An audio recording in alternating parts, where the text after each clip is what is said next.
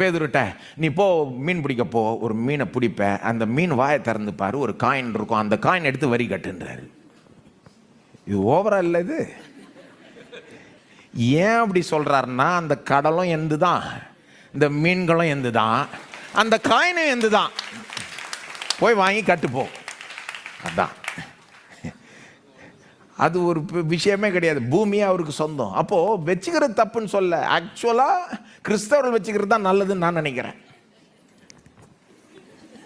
It's not wrong to have them, it's wrong for those things to have as.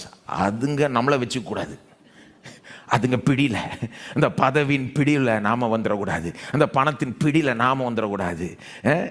உலகத்தார் மாதிரி அதுதான் எல்லாம் அப்படின்னு நினச்சி அதையே நம்பிக்கொண்டு அது இருந்தால் எல்லாம் இருக்குது, அதை வச்சுருந்தா எல்லாத்தையும் மாற்றலாம், எல்லாம் தெரிஞ்சிடலாம் அப்படின்னு நினைக்கக்கூடாது. நாம் எப்படி சிந்திக்கணும்?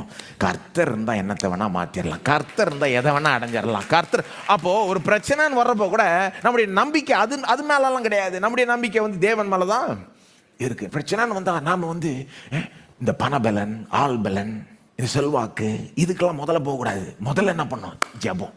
முதல்ல அவர்கிட்ட தான், அதுக்கிட்ட போகக்கூடாதுன்னு சொல்ல, ஆனால் முதல்ல கர்த்தர் தான். ஏன்னா கர்த்தர்னா அதெல்லாம் இருந்து பிரயோஜனமே கிடையாது.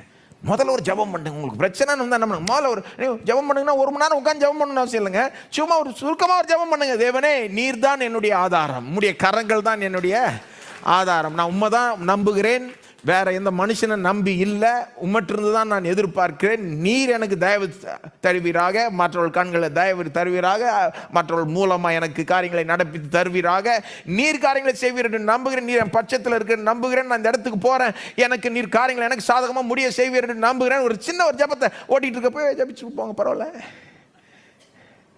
இந்த வண்டியை ஓட்டிகிட்டு இருக்கிறப்போ ஜபிக்கிறது தப்பா? கண்ணை மூடி தான் ஜபிக்கணுமா? அப்போது நாம் அதை இந்த காரியங்களை நம்பி இல்லை, கர்த்தரை நம்பி இருக்கிறோம். இந்த காரியங்களை கண்டு நாம் வியப்படைகிறதும் கிடையாது, வியப்படையவும் கூடாது, பயப்படவும் கூடாது. இந்த காரியங்களை கண்டு, இந்த உலக சக்திகளை கண்டு வியப்படையவும் கூடாது, பயப்படவும் கூடாது. இதுதான் உலகத்தாருடைய புத்தி. இதுதான் ஒன்று, அதை கண்டு வியப்படைவாங்க. பதவி உள்ள ஆட்களை கண்டு வாயப்பழப்பாங்க. செலிபிரிட்டிஸ், அதுதான் அவங்களுக்கு பெருசா.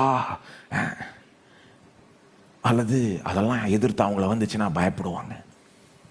ஐயோ, அவங்களாம் எதிர்த்து வராங்க, பெரிய பெரிய ஆட்களுங்க, பணம் உள்ளவங்க அப்படின்னா நம்ம கண்களில் கர்த்தர் பெரிய ஒரு இடத்துல இல்லவே இல்லைன்னு அர்த்தம்.